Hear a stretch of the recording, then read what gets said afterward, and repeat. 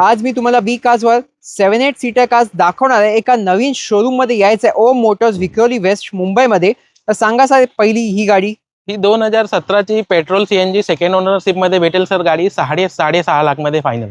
Company CNG 2017 ची गाडी आहे. आणि दुसरी अर्टिगा 2017 ची गाडी आहे, पेट्रोल सीएनजी कंपनी फिटेड. ही गाडी तुम्हाला भेटून जाईल फायनल 6.5 लाख मध्ये. आता ही व्हाईट न्यू शेप अर्टिगा 2021 ची first owner company fitted CNG.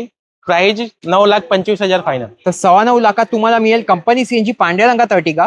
आणि ह्या शेपची अजून एक नवीन शेपची अर्टिगा, काय डिटेल? 2023 ची सिंगल ओनर मध्ये कंपनी फिटेड सीएनजी अर्टिगा आहे. ही गाडी तुम्हाला भेटेल सर 9,75,000 मध्ये फायनल.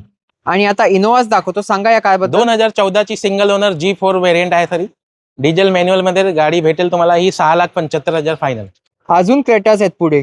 2018 ची सेकंड ओनरशिप मध्ये एस व्हेरियंट आहे, डिझेल मॅन्युअल मध्ये. ही गाडी भेटेल सर तुम्हाला 7,25,000 मध्ये फायनल.